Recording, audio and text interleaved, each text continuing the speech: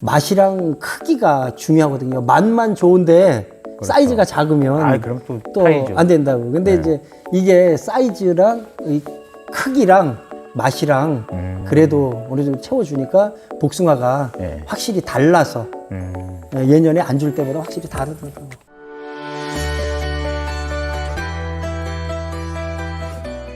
안녕하세요, 사장님. 예. 안녕하십니까, 여러분. 저희가 농사를 잘 지으신 분들을 찾아다니면서 어떤 패턴으로 농사를 지으셨는지 그게 궁금해서 이렇게 찾아왔고요. 저는 저 감곡에서 복숭아 농사 짓고 있는 성기철이라고 합니다. 그리고 한 20년 정도 됐어요. 저는 올해 이제 벌러지가 조금 심했죠. 이제 나중에 엘바도 쪽에서.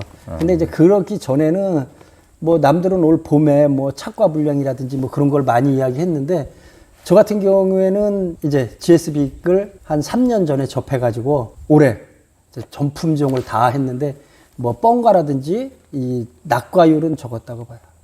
GS빅 덕은 확실히 봤는데 어찌됐든 벌러지가 많아가지고 엘바도가 올해 비가 많이 오니까 사실 벌레도 그쵸. 많았고 균도 많았고.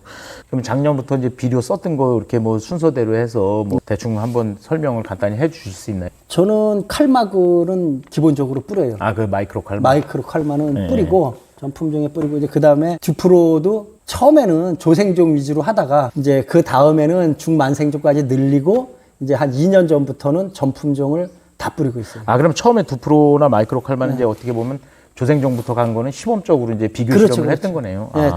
처음에는 이제 비교로 다 해다가 나중에 이제 한 2년 됐어요. 전품종으로 다 뿌린 지는. 그러면 지금 얘기 들어보면 이제 초반에 감사 비료 줄 때 두프로를 주시고 예. 마이크로 칼마는 주로 봄에도 많이 봄에 뿌려요. 줘요. 봄에 이제 그걸 주시고 2월 달쯤에 이제 그 해빙길에 맞춰서 그때쯤 줘요. 그러면 이제 두프로가 작년에 들어가고 올 2월 달 해빙기 때 이제 마이크로 칼마 마이크로 같이 칼마. 주시고 예. 그럼 꽃에다가 아까 얘기했던 GSB GSB. 그럼 꽃 떨어지고 나서 관리는 어떻게 하셨어요? 꽃 떨어지고 나서는 이제 GSB 친 다음에는 이제 유니칼슘으로다가 이제 추비 개념은 그것도 똑같이 조생종, 중생종, 만생종 나눠서 줬어요. 저도 한 7,500평 정도 하는데 네. 한 번에 다 뿌리진 않아요.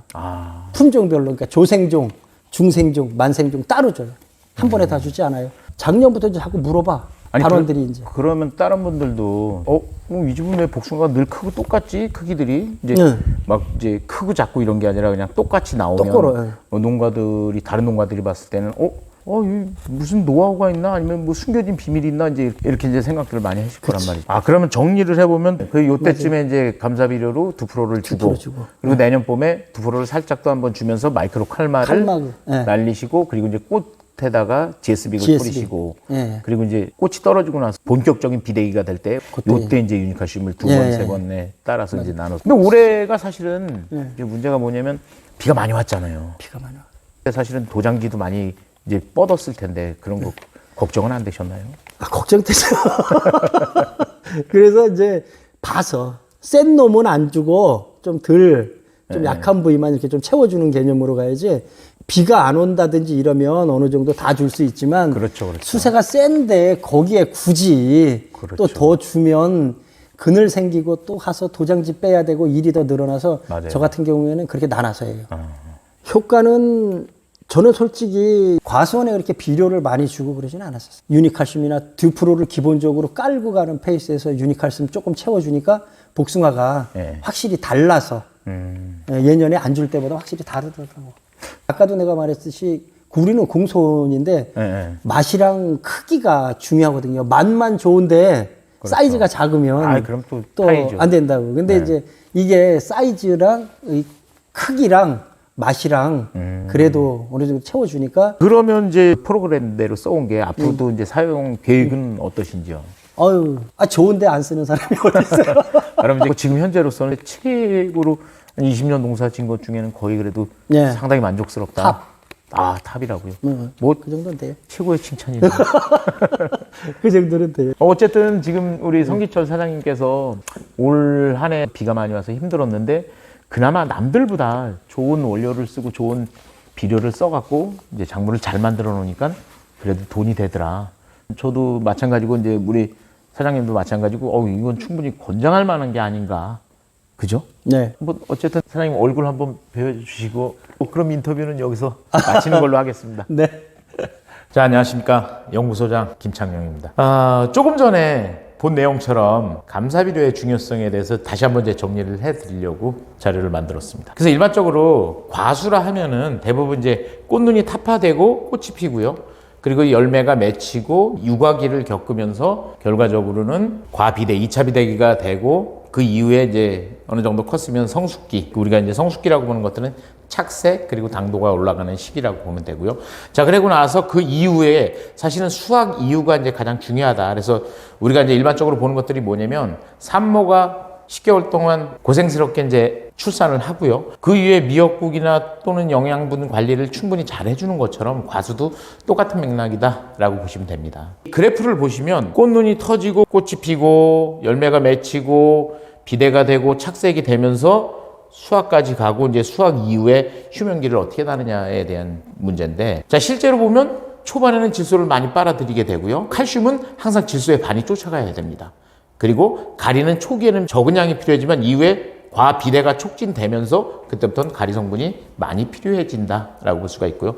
자, 그리고 우리가 알고 있는 황, 인산, 마그네슘은 사실 많은 양이 필요한 게 아니다. 패턴을 아까 말씀드렸던 것대로 보면은 초반에 마이크로칼마나 2%를 충분히 주고요. 이 2%에는 12대 원소가 다 들어있어서 우리가 원했던 양분들을 충분히 공급해 줄 수 있다라고 볼 수 있고, 이게 언제 들어가냐면 요거는 이제 3월 이전에 꽃망울이 터지기 전에 물을 빨아 올리기 이전에 사실은 이렇게 주고요. 그리고 나서 꽃이 피고 나면 성기철 농가에서 말씀하셨던 GSB기라는 것들을 이제 꽃에다가 2회 정도 살포를 해서 꽃의 세포 분열을 활발하게 이제 만들어주는 역할을 한다라고 보시면 되고요. 그리고 복숭아에 따라서 이제 1차 비대기, 꽃이 떨어지고 나면 그때부터 1차 추비가 들어가는 거고, 품종에 따라서 뭐 올복숭아나 그레이트는 1차에서 한번 끝나는 정도로 간다라고 보시면 되고요. 두 번째 2차 추비까지 가는 거는 이제 중생종들, 뭐 천중도나 뭐 유명이나 여러 가지 중생종 계통들이 이제 2번 정도 준다고 생각을 하시면 되고, 3번까지 주는 것들은 이제 양홍장이나 장원 항도, 그래서 매달려 있는 시간이 오래 가는 것들은 그만큼 이제 비료 성분도 많이 요구하고 칼슘도 충분히 공급을 해줘야 된다라고 보시면 됩니다. 그리고 나서 수확기 이후에 오늘 이제 중요하게 얘기하는 이 감사비료. 이제 이 그래프를 보시면 전체적으로 모든 양분들을 어쨌든 한번 다 빨아 올렸다가 이 가을에 수확 끝나고 나서 딱 모든 요구량이 떨어지죠.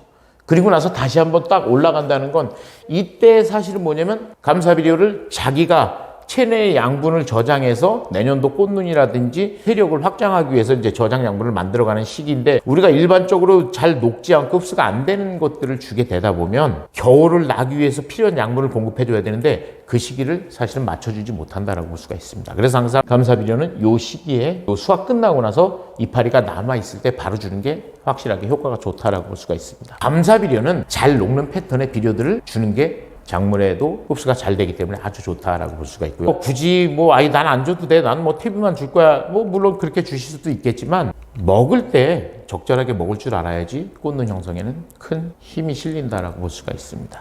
궁금하시고 또는 더 알고 싶다 하는 것들은 댓글이라든지 뭐 전화라든지 주시면은 항상 저희가 그거에 대한 것들을 성심성의껏 하겠습니다. 자, 그리고 오늘도 마찬가지지만 좋아요하고 구독은 꼭 눌러주십시오. 그게 저희한테 상당히 큰 힘이 됩니다. 마치겠습니다.